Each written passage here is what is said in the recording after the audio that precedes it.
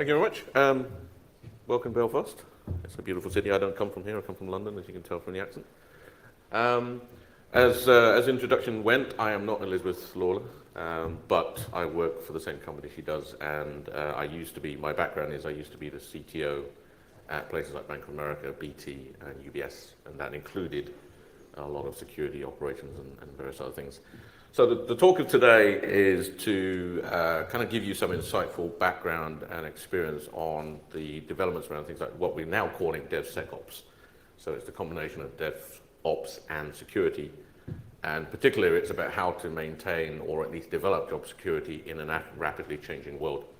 I will try to run through these slides pretty quickly. I have a very short number of slides. If I get to the end and we have time for questions, I'll take them here. If not, I'll take them outside.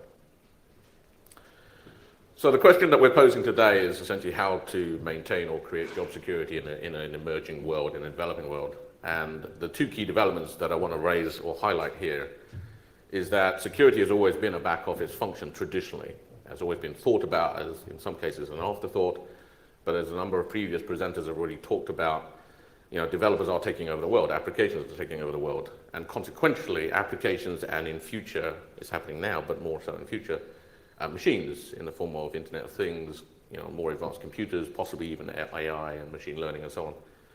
These are going to become consistent components in a security context. And you can't talk to a machine, generally speaking, right? A human being, you can go and have a conversation with a machine, you can ask it nice things, but generally you don't get very far with it. Whereas a human, you can use biometrics and various other things to control and manage behaviors, and you can get quite a lot of insightful stuff about that. But nevertheless, companies, especially some of the businesses that I've worked with in the past, are always looking to deliver and create better automation, better, faster things, better, faster ways of doing things. And that necessitates, if you're going to do it correctly, putting security in line in all of that. Right? So security is no longer an external thing. It's no longer a parallel thing that you do on the side. It's no longer something you do at the end. It's something you do throughout the process, especially if you're going to do DevOps correctly. So in that context, how do you maintain security? How do you maintain job security? How do you make sure that as a security specialist and as somebody that purveys or creates or develops security technologies, you remain relevant in that rapidly changing world? And it is a changing world because of things like media, because of raising awareness in newspapers and so on. Now more people know about security. Also, there are more security incidents occurring, whether people like to admit that or not. Consequently, these two things add up to a point where you can walk down the street today. Most people understand some degree of security in terms of relative terms. If you go to corporations, especially the big guys, especially the regulated industries like financial services, healthcare, and so on, regulators expect the executives in those businesses to know about security. Not necessarily become security experts, but have security as part of their core responsibilities. And this means that you're seeing a rise in the number of real CISOs that exist in organizations being elevated into board level, possibly beyond roles and so on. So they're no longer back office functions, no longer backroom off functions and so on. So this creates essentially a divergence of demand that has to be addressed. The first one you see on the left-hand side is how do you continue to deliver value? The synopsis of the talk that Elizabeth wrote was purely around focusing how do you change the context of a security conversation from one of pure protection and pure stoppage or whatever you want to call it, through to one where it's a function of business development and business enablement. Right? Security now needs to be an enabling function. You cannot stand there in a boardroom and say, you can't do this anymore because business people want to do business, and you can't stop that. Right? Otherwise, your business goes out of business. So the first one is delivering value, and you've got to be able to deliver value in a way that makes sure that you are doing something that is in line with what the business wants to do and appropriate for what the business wants to do. I remember conversations with CISOs, some of which I've ended up having to fire in the end, because essentially their entire role in life was to stop the business doing business. Right? You cannot take an online business offline. That's just dumb. The second one is build trust. Security is a complicated topic. It is a specialist topic. If you apply yourselves to it and you become a specialist in that world, you'll be treated as gurus, specialists, people, learned people, etc. in these organizations. You will be held somewhat higher than traditional IT guys in most respects, because you are operating in a really murky, weird world, right? The point with that is you've got to get out from that world and you've got to start having conversations in business language with business people. You've got to start having that building that trust with people. And that means that you've got to understand business language. It is no longer sufficient to say that I have a security problem and I think we need to do this, that, and the other in technical terms, because the business people just don't care. Their job is to make money. Right? And as far as they're concerned, any type of conversation along those kind of lines is going to result with you effectively being fired or moved sideways. So that results in a situation where, as a security specialist, you need to do two things, right? And it's a duality. Most people are very, very good. Security specialists are generally very good, and I've had the privilege of hiring some of the smartest people on the planet to do this. They're great at security side, but they're not so good at the enablement side. How do you place security in a context with a language, with a set of conditions, with a set of expectations that actually enables business? How do you make sure that people are doing things securely? Nobody in their right mind today would develop an insecure system. Now, that's a statement I make, but I would also state at the same time that very few people understand what that means. Right? Lots of people say they build secure systems, but generally they don't. They think about security secondarily in favor of things like UX and various other things. So you've got to be able to secure a business, and you've got to be able to enable business at the same time. And in the world of DevSecOps, that becomes very, very critical. Because forget about security for a second. If you talk about DevOps, DevOps is all about automation. It's all about taking cost and overheads out of an organization. It's about speeding up the delivery time frame from an application concept all the way to application delivery. And that's without throwing in methods like Scrum and other things into it, which add additional levels of complexity. So your change cycle now becomes much quicker. When I started my career 25 years ago, the change cycle of typical project was somewhere between 3 and 6 months. Change cycles in my last role was up to 2 weeks, right, or less. Sometimes days. We were continuously developing. So you've got to be able to put security in that context. You can't say to a person, oh, you have a problem, but it's going to take me 2 weeks to figure out what the problem is. Right? That's a bad conversation to have, because you're taking money away from the business. Money away from the business means the business doesn't do well, which means as an employee of the business, you've just effectively shot yourself in the foot. There's a new term that I want to introduce today. Most people understand ROI in terms of return on investment, but there's a new term that most people, at least in the executive businesses, especially where businesses are in large scale or have some kind of stakeholder situation like shareholders and so on, or they're in regulated businesses, it's essentially the risk of loss. And in simple terms, what risk of loss means is it's okay to define what the risks are, but you've also got to understand exactly what the potential losses are as a result of the execution of that risk, and you've got to present it in business terms. You cannot simply say that I have a risk and then the business guys have to figure out what that risk represents in business terms. You've got to present it in simple terms to them. Otherwise, you've just lost their focus and their attention. And what you've done is alienated them. The point is, if you want to be a valued function in the development of DevOps and delivery of rapid application security and so on, you've got to get those two blends mixed correctly. Because if you don't, one will overbalance the other, and guarantee you, commercial decisions will always overtake security conditions, generally speaking. The other thing to think about are things like, essentially the way you present the context of a security issue, the way you present security tools and investments, etc., has to be done in the development of the whole DevOps cycle. You can't just say, I want to insert a security condition here, here, and here in the context of a DevOps lifecycle, because those kind of things don't make sense unless you figure out what goes before and what goes after those situations. You also have to do it in such a way that developers, as a previous presentation was talking about, developers get the ability to use security functionality as a developer. Asking a developer to think about security stuff is not going to work, generally speaking. But if you make the security functions part of the development tool sets, part of the ADLC context in terms of the infrastructure that they use, the platforms that they use, and so on, then they're going to get those functionality, those elements by default. And if you do that, they won't get in your way, you won't get in their way, and there'll be no arguments, right? Everything will go fine. The last one, another thing that I want to go through is language. I talked about it several times before. We have to admit that security world has a defined language. right? And I've forced myself to learn that over time because I've had to hire these type of people and work with these type of people. In my previous role at BT, we were lucky enough to acquire the Counterbane business, which was the Bruce Schneier organization. And I spent almost 3 years learning, sitting beside Bruce Schneier and kind of getting brainwashed, trying to learn the language, get myself immersed in that language, and so on. And it was tough. I was a pure IT guy, he was a pure security guy, and trying to meet the minds was a very hard thing to do. But in the end, we did it. And the key thing that I would say there in terms of learning is both terminology and language are as important as each other, but they have contextual relevance. You cannot go into a boardroom and start throwing technical terms around because the board people will not understand you. Business people will not understand you. Generally speaking, developers will not understand you because that's not their role in life.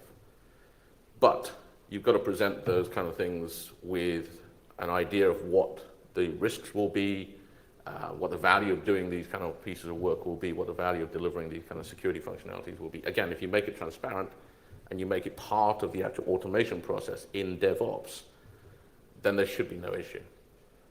But language is very, very important.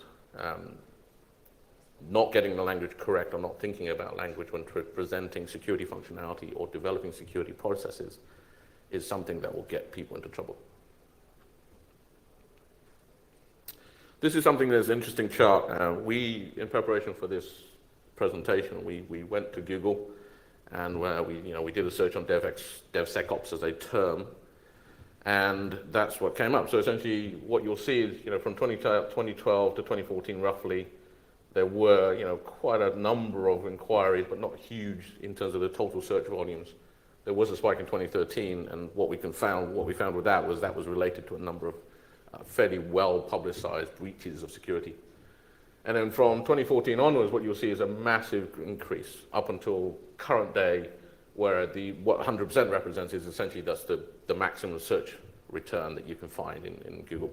So basically, people will go in and search, and they'll find at least one article in reference to Google, which has been actually specifically determined to be relevant to that context. That's how Google measures these kind of things. So don't think of it as 100 searches per se.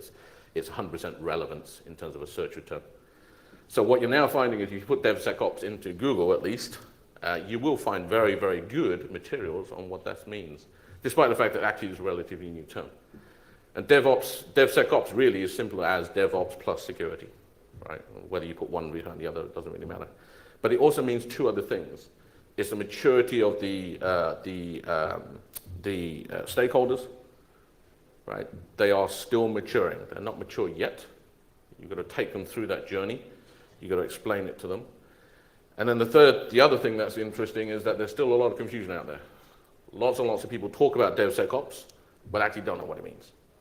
Right? They don't really understand the context. They don't really understand the implications of what the combination of those two things means. Again, I was involved in a project about 6 months ago where this fairly large software startup was going through the process of developing their MVP application. And their idea of DevSecOps was DevOps plus security at the end. Right? So they hadn't even done security through the agile process, despite what they were saying. So what does that mean? It means this, basically. It means that you've got to understand the things that you know as a specialist, as a key person in an organization that knows security and so on, as a security technologist or as a security consultant, whatever. You also got to understand the things that you can get hold of. You may not know everything, you may not have access to everything, but there will be other times when you can actually get access to information, get access to tools, right? There are a lot of tool vendors here today that will give you capabilities that give you more extensive abilities to multiply some of the capabilities you're delivering. And then the last one is identify the things that you need. They may not be available today. There may be technologies that you would want to put inside the DevOps process that doesn't exist today. But there's a simplistic guarantee that at some point in the future somebody will develop this, or maybe it's you, right? You can see an opportunity in the marketplace, go out and develop it. There will be a market for this kind of stuff. You can look at any number you like, you can look at any projections you like. There will be a market for this because software is going to take over the world. Right? Hardware is dying out, generally speaking, and people writing software, etc. I mean, there are guys in Azerbaijan who have cheap computers, etc., writing really cool code. Right? It's going to happen. So the last three things are just as a statement I will make, right? Knowing everything, trying to know everything, trying to get your business to know everything, trying to get your customers to know everything, trying to get your specialists to know everything is not going to happen. It is impossible.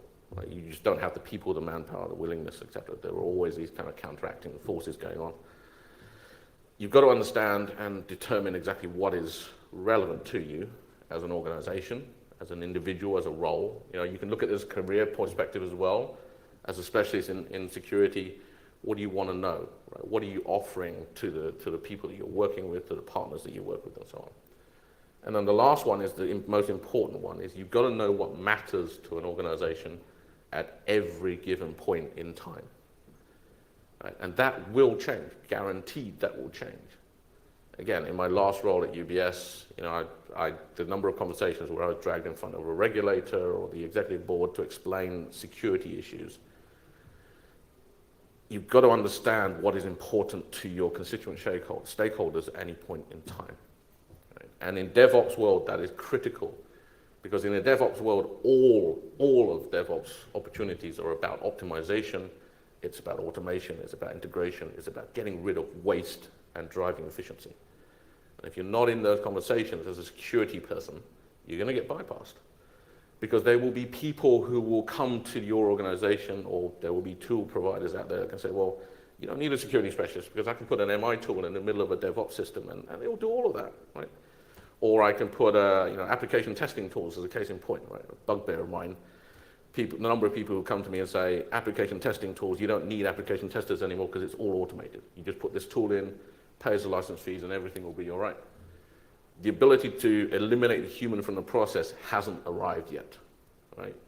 If you're a specialist security guy and you want to get into this space, this is the time to do it, because you will be in demand if you get the context correct, right? There are two roles that have occurred inside, well, three roles if you include data. Two big roles that have occurred in the enterprise world that are now demanding more money than any other role in any other previous point in history. One is risk, right? So chief risk officers are now paid more, generally speaking, than almost anyone else per rata in an enterprise of any size. And the second one is security, chief security officers and so on. You only have to look at the FTSE 100 or any other metric you want to choose, the number of people who have been elevated as CISOs from somebody in operations, somebody in back office, to board level exec or sub-level exec, but has the power to make those kinds of decisions. That change has occurred massively in the last 14, 15 months or so. Right? And the last one I just mentioned there was data. Right? There has been a continual role for a chief data officer for a long time, but you're only just beginning to see chief data officer emerge as a full executive function in organizations. Thank you. I think I've got 5 minutes, right? How much time do I have? Any questions from anybody? No questions. Well, that's the first time I've ever heard that. Actually, I've got a question for you while we're using that time. Put up your hands if people believe that there are more security incidents than ever before. Okay. Put up your hands if you feel that more security incidents are being reported than ever before. Okay, it's interesting. The truth is, you're both right. I've had the privilege of paying for, quite expensively, a lot of extensive research on this point. There's a lot of confusion for security out there, unfortunately. And when you're talking about things like the combination of DevOps and security, it becomes a fundamental problem for a lot of enterprises to deal with, a lot of companies to deal with, and also presents an opportunity if you're in the provider space or in the software space or the services space to address those. Most people I talk to who are either in the security space or are buyers of security products and services recognize that they need to prepare more of their allocated budget for security than ever before. Again, give you an example, at UBS, my annual security budget was close to about 23% of my operating budget. Right? And my operating budget was more than 5 billion. Cool. All right. Thank you.